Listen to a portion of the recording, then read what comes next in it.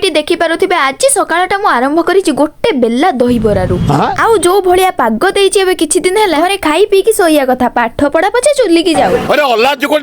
ଆଉ ଆଜି ପୁଣି ମୁଁ ଗୋଟେ ବହୁତ ବଡ ଭୁଲ କରିଦେଇଛି, କାରଣ ମୁଁ ଆଜି କଲେଜ ନ ଯାଇକି ଘରେ ଅଛି। ଆଉ ଯେହେତୁ ମୁଁ ଆଜି ଘରେ ଅଛି ମତେ 20 ଥର ଭୋକ ଲାଗୁଛି। ଭାତ କିନ୍ତୁ ଆଜି ମୋର ପେଟରେ ପଡିନି, ଏଇ ଅଖାଦ୍ୟକୁ ଖାଇକି ଶୋଇଛି ଯେ ଉଠିଲି ଯାଇକି ସନ୍ଧ୍ୟା ବେଳେ। ଆଉ ସନ୍ଧ୍ୟା ବେଳଟା କଣ ଖାଲିରେ ବସିବି, ଗୋଟେ କପ୍ ଚା ମାଡ କରିଦେଇଛି ନା। ତା ଭିତରେ ସାଙ୍ଗେ ସାଙ୍ଗେ କଲ୍ ଆସି ଯାଇଥିଲା ତୃପ୍ତିର। ତାପରେ ଆମେ ଚାଲି ଯାଇଥିଲୁ ଭେଜ୍ କ୍ଲବ। କିଛି ଭୋକ ଲାଗିଲା ନା, ସନ୍ଧ୍ୟା ବେଳ ଟାଇମ ଖାଇବା ପାଇଁ ପଳେଇଥିଲୁ। ଆଉ ଏମିତିରେ ବି ପେମେଣ୍ଟ ସିଏ କରୁଛି, ମୋର ଏଥିରେ କିଛି ଅବଦାନ ନାହିଁ, ମୁଁ ଖାଲି ଖାଇବା ପାଇଁ ଯାଉଛି ମ। ଏଇଠି ଆମେ ଅର୍ଡର କରିଦେଇଥିଲୁ ଚାଉମିନ ଆଉ କର୍ନ ଫ୍ରାଏ। ଯାହା କୁହ ନିଜ ସାଙ୍ଗ ପଇସା ଝଡେଇକି ଖାଇବାର ଯୋଉ ମଜା ସେଇଟା ଆଉ କୋଉଠି ମିଳିବନି। ଆମ ଘର ପାଖରେ ଗୋଟେ କୁକୁର କେତେ କେତେ ଚୁଇଁ ଚୁଇଁ ଛୁଆ ଜନ୍ମ କରିଛି।